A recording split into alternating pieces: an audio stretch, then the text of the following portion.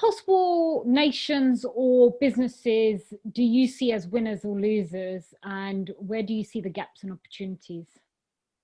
Well, that's a really interesting question, because if you take it at a G20 level, there's no winner or loser. The of it is, if your supply chain has proven to be fragile, if your ecosystem has proven to be a real issue, that working from home and stabilizing that hasn't solved, then that's where you need to look. You need to look at how you do additional operational changes to make that more robust, and that's got to be your number one first.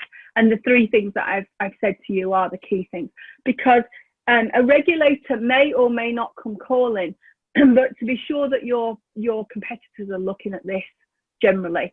And I think that you've got to look at the different nation states and the way in which there's a patchwork of legislation, regulation that sits around this, which is why I mentioned not only what we've done in Europe, but what's happening in California, and what's happening in Japan, because we're starting to federate a similar approach to these things. But obviously local jurisdictions, national jurisdictions are what really apply.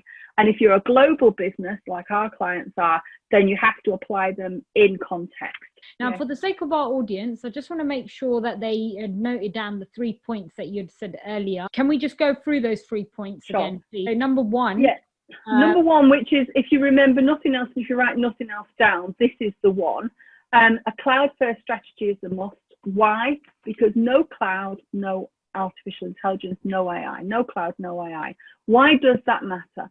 Because AI will become the engine or the workhorse of the change, and it needs a cloud setting. So that will allow you to examine that technical debt and understand what your priorities are and move forward. Number two, look at the fragility of what you've seen over the last 6 months during the isolation economy and see where you need to look. But do not forget to include the critical national infrastructure you're dependent on.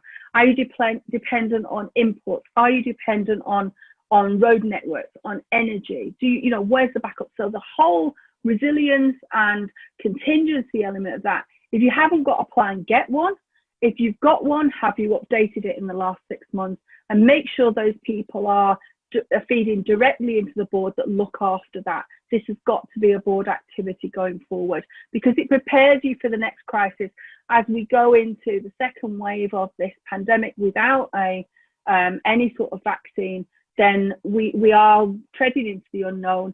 And if you've got something that's firm on that in terms of contingency and resilience, you're on your route to being prepared. Obviously, you need to be agile around that in terms of what happens, but it will allow you to prioritize resources and of all kinds, people, priorities around your clients and around your cash, your resources. And the third point was, we got, number one was cloud first, second one was your supply chain. And the critical national infrastructure you're dependent on, things you don't have control over that you may need.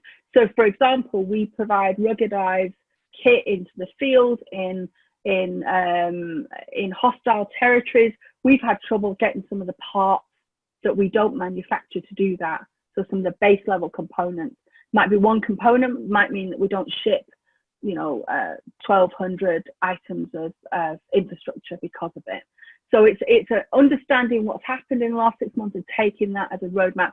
But what else are you dependent on you can't control, like power, like shipping, like all the other things that might allow you to do what you do. The third one is a new approach to technology.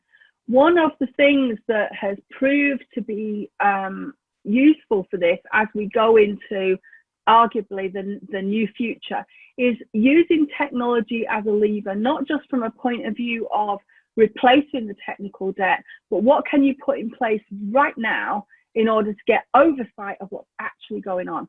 And that's what we at Flying Binary build. One of the things we build, and we call it RegTech, regulatory technology. And it allows us to interface with governments. It allows us to interface with regulators. And as the change in landscape, legislative and regulatory landscape changes around cyber, you will be cited, you will have technology that works that way. Most technology is transactional. I moved this widget, I sold that widget, I served that client. RegTech doesn't do that. It takes a landscape view across your entire organization.